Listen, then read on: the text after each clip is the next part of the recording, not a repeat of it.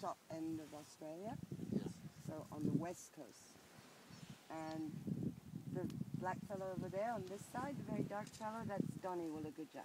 And he's the tribe elder of the Moanjin people who live on the Kimberley coast. And for the opening of the 2000 Olympics in Sydney, he was asked to do this image, which belongs to his tribe. So in the caves, and that's the cave where that painting is, no one is allowed to go there. They're like really strict because they're 7 hours walking together, so nobody was there.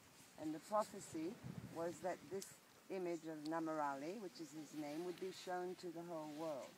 And nobody could figure it out because the cave was really private and, you know, you don't go there. Yeah. And he was giving an exhibition in Melbourne, and there was somebody from the Olympics who came along and asked him if he would ask his family if they could use the image of the Namarali.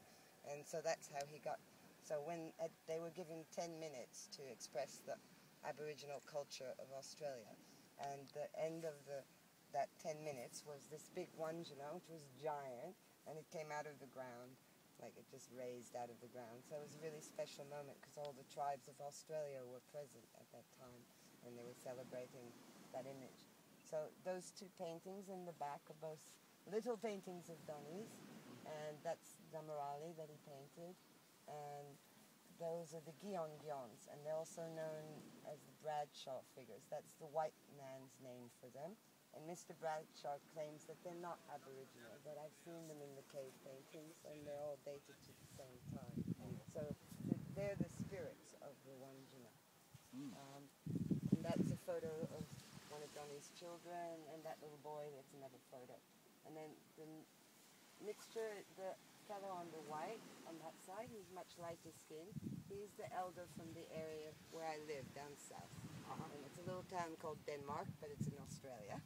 And one of the projects I was involved with was making this panel, which is really big, because when you stand in front of it, you're this big. And it represents the 6 seasons of that country down there in the south. So they have it divided more. In Donnie's country, they have 12 seasons, actually. Really? So, yeah.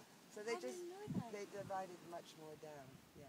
And do they... So like that's January, February, March, April, May, June, July, August, September, October, November, December.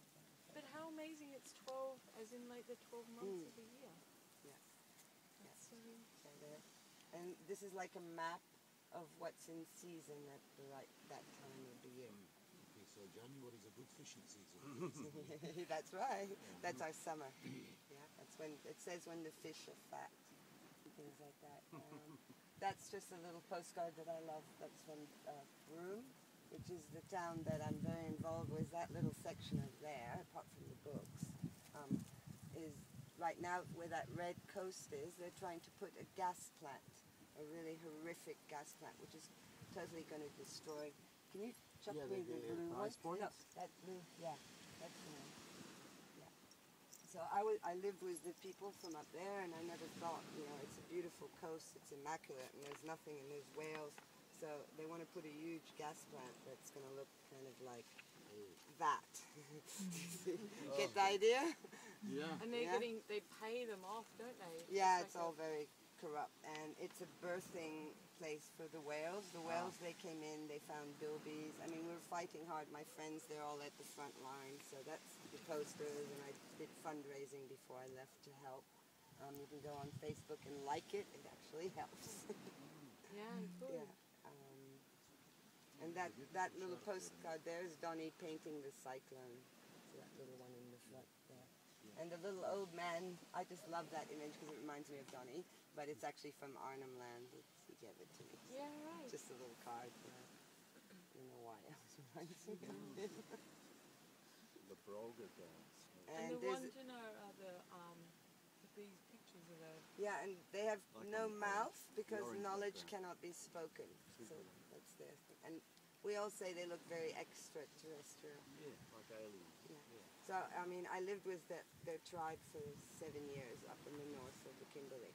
And, yeah, so I'm happy to answer any questions. And there's a book there that's for sale if anybody wants it. And you can look through it. There's, they all started painting again. No, the top one. No, the bottom. Yeah. Those, yeah, those are little, little booklets of the family's artwork. And the family started painting. Traditionally, they didn't paint paintings, they painted the cave paintings. And they refreshed the paintings. So they lived in their country before the white man came, and then when it was raining season in monsoon, they'd go up to the caves, and it was a traditional ceremony. They retraced the images that were there. So that's how they kept them. When the missionaries and the white people came, they took all the people away from these caves. So the cave paintings are actually fading to nothing now because they're not But protected. nobody's going back and Well, they have no way to get there because white men not living because it's very mixed.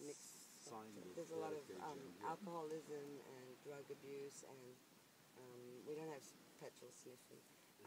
But you know, we have all the other problems. huge boost. And that was the way that they sort of trade. It was like our equivalent of fairy tales or explaining their history, right? Actually, it's the white men morphine war style. Yeah. You know, I think it's called the morphine war when they spread opium. Sorry, opium. The opium war yes. in China when they China when supplied- they supplied opium to the black natives to get them addicted and control. Yeah.